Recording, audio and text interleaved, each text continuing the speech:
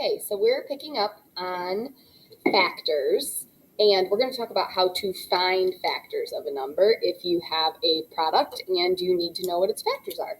So this is the other side of page 2, and we are going to label it how to find factors. And there are 3 main ways that I'm going to talk to you about how to find factors. The first way is to use divisibility tests.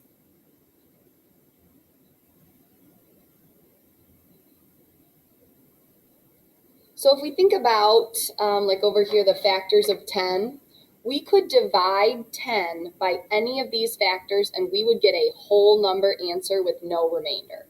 So if a number is a factor of another number, we can divide by that number and get a whole number answer with no remainder. So that is, we're going to ask ourselves the question, can I divide my product, remember product is the big number, by blank, whatever factor you're testing, 1, 2, 7, 12, and get a whole number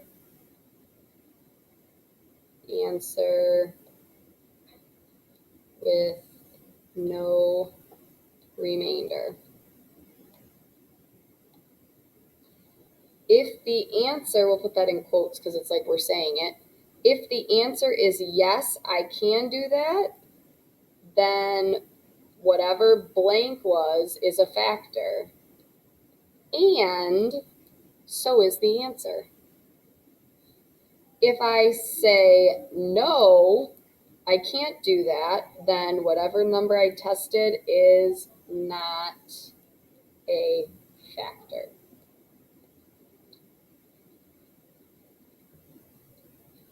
And we are going to just do some quick divisibility tests. So if you can, we're going to do 2, 3, 5, and 10. So maybe draw like a comic strip almost on your page. A big rectangle divided into 4. Here we go. So divisibility tests. So the test for 2, to test for 2, the number has to end in 0, 2, 4, 6, 8. It has to be an even number.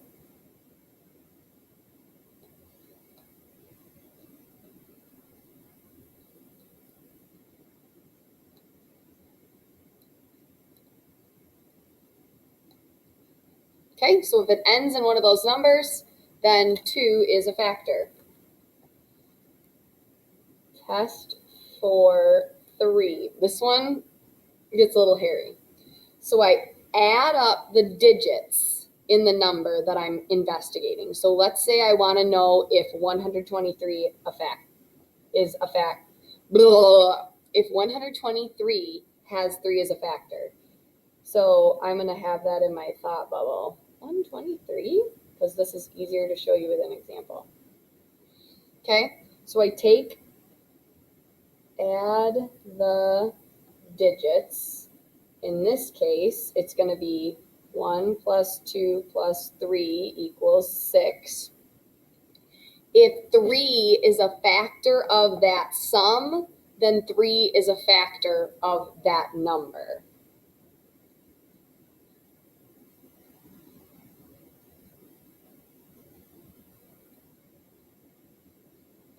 That's divisible by 3. It's a factor. I know that one's a little squirrely, but the more you do it, you'll get used to it. Also, I just realized I should probably zoom in on this thing. Whoops. All right. Test for 5. 5 is an easy one because it has to end in 5 or 0.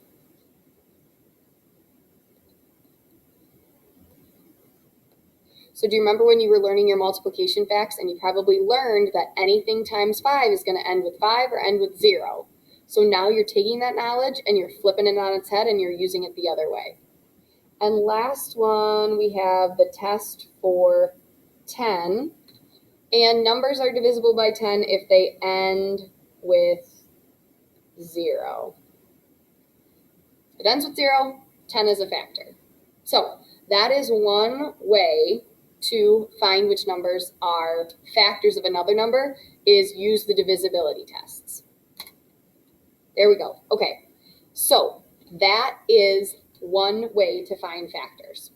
When I show you these other two ways, you're going to go, Miss Funk, why did you even bother with the divisibility tests? And I'll tell you why. Okay, so for the next thing we can do is we can use a factor table. You might be thinking, what is a factor table? Well, guess what? You have one. It's on page 5 of your packet. And in the future, we will glue one into here because you won't always have this packet. So here's your packet. I know some of you have a pink one, but they're the same thing. Page 5 looks like this. Whoop. I'm going to put it under my thing.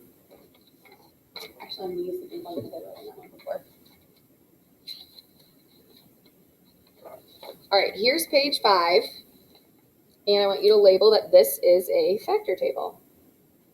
Now this is a pretty slick operation because this table will list all the factors of all the numbers from 0 to 100.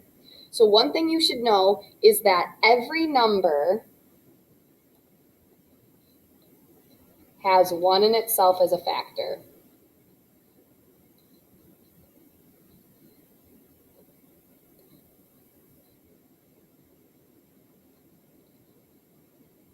But 1 in itself are not listed because they're just given. So let me tell you what I mean by that. We talked about the number 10, the factors being 1, 2, 5, and 10. Well, you'll see that 2 and 5 are here, but 1 and 10 are not there because 1 is 1 and 10 is itself. So those two factors aren't listed, but all the other factors are. Pretty sweet. The other thing that's really cool about this table is that I can look at numbers that are directly above and below each other, and those numbers multiply together to make the product. So like if we look at the example of 12, we see 2, 3, 6, 4. Because 2 and 6 are directly on top of each other, I know that 2 times 6 equals 12. Same thing over here with 3 times 4 equals 12. So this, if you are on factors of 100 or products of 100 or less, this is going to be your BFF. You are probably going to want to even just dog ear this page right now so you can easily find it. But that is a limitation that it only goes up to 100. For products less than 100. Okay, that's kind of its shortcoming. The third one is to use a multiplication chart or times tables. And these you have right on the back of your factor table on page 6. Now, this is a little bit clunkier, but I can go up to much higher numbers than 100.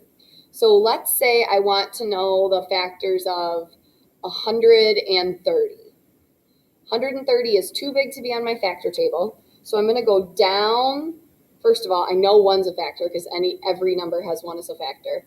I can go down the 2's and look for 130. Now, this only goes up to 30 times something equals that. So I have to know in my brain, you know what? 130 is an even number. My divisibility tests tell me that 2 is going to be a factor. So I've just got to know that. Then I can figure out, okay, 130 divided by 2 is 65, which means 65 is also a factor. So I want to use the divisibility tests for the easy low ones, but this will help me find those middle ones that I might not think of on my own. So if I want to check, is 9 a factor? Nope, I don't get to 130 in the 9s. I don't get to 130 in the 8s. I don't get to 130 in the 7s. I probably should be going the other way. 10. Yep, 10's a factor, which I should know. It ended in 0. 11. Nope. 12. Nope. 13. Yep, 13's a factor, which makes sense because 13 times 10 is 130. 40, 50, 60, 7. I'm saying 70. I'm counting wrong. 15, 16, 17, 18. And I only have to go until I get past 130 because if it hasn't shown up by then, it's not going to show up. 130 right there is 5 is a factor, which I should know that, but also now I know that 26 is a factor because 5 times 26 is 130. All right, so I know that my factors of 130 are 1 and 130, 2 times 65, 10 times 13, and what was the last one? 26 times 5. So I'm good there. Okay, so this works for products up to 900 for factors less than or equal to 30. So then, if you have these two handy tools, why did I make you learn about divisibility tests? Because when we get a really big number, 3,412, your factor table is not going to do squat for you. Your multiplication chart is not going to do squat for you. You are going to be at the need of your divisibility tests. And there are other divisibility tests I didn't talk to you about today because I didn't want to overwhelm you. So when you need to find factors, these are your 3 strategies to find factors, and we've kind of talked about when you would use each one.